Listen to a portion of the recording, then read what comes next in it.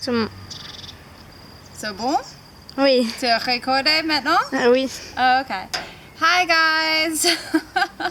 So, thank you so much, Frank, for showing my artwork at M Galleries. Welcome. I just wanted to take this opportunity to talk to you a little bit about my stuff and where the inspiration came from. I wish I could be there with you guys.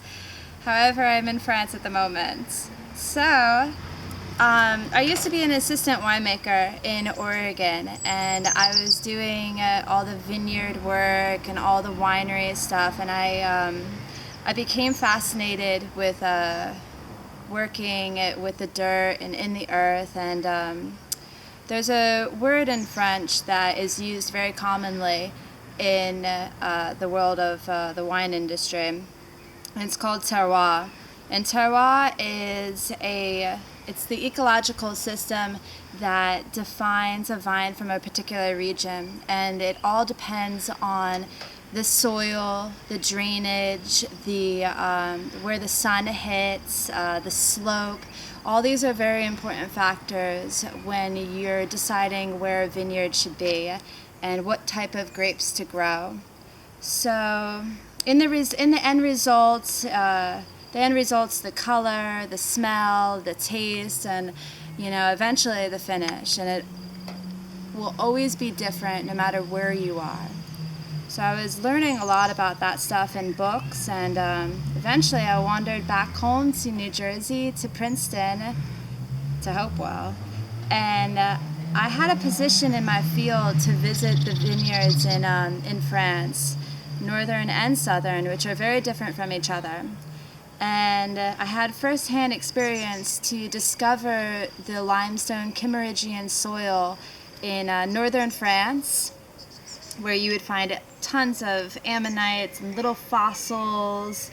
I found seashells in ancient oceans. It was amazing. And then from Burgundy, you discover walls that were built by the Romans that had fossils embedded inside of them. And you go more southern, and you have the galets of Châteauneuf-du-Pape, and it's pretty amazing. So it was an instinctual transformation for my art to evolve, and that's where my roots come in.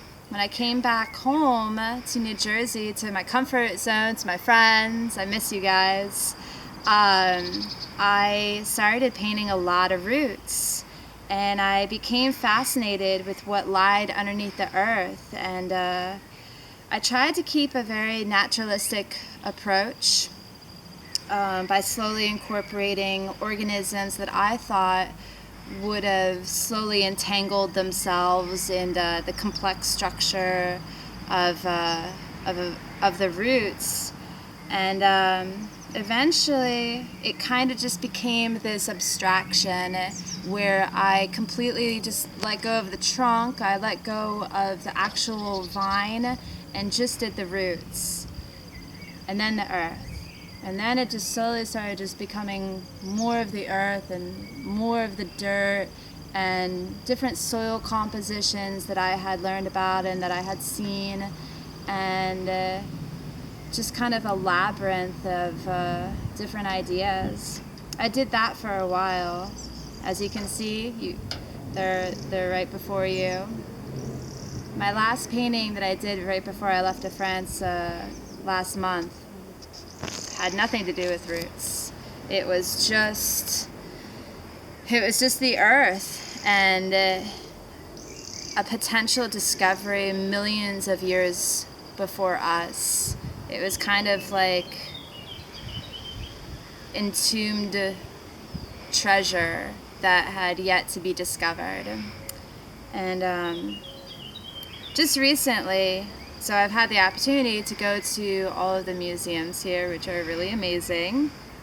And one of them in particular was the paleontology wing at the Museum de Natural History, which was built in the late 1800s, cast iron and glass architecture, and it has nothing but just hundreds and hundreds of skeletons, and when you walk in, they're all facing in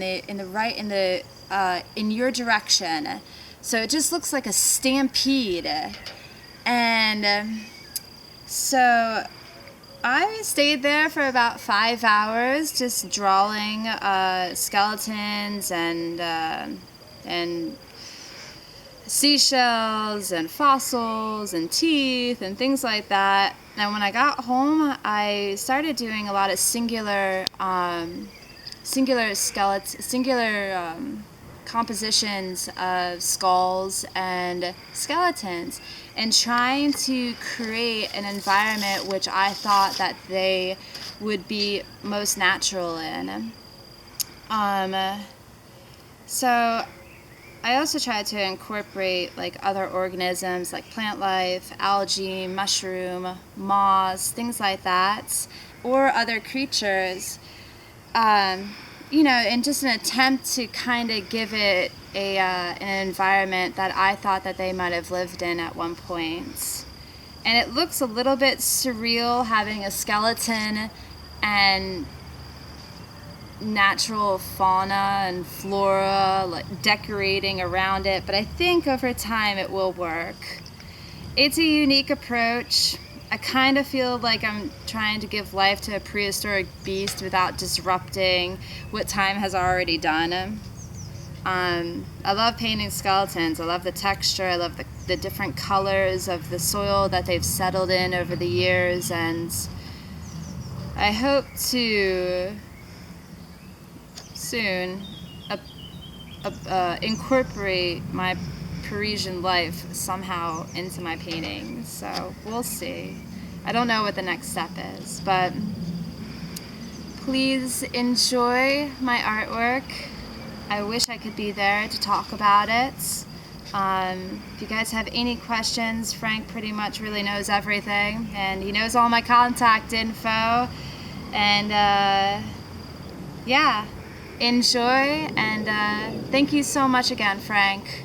Love from Paris. Mwah. Bye.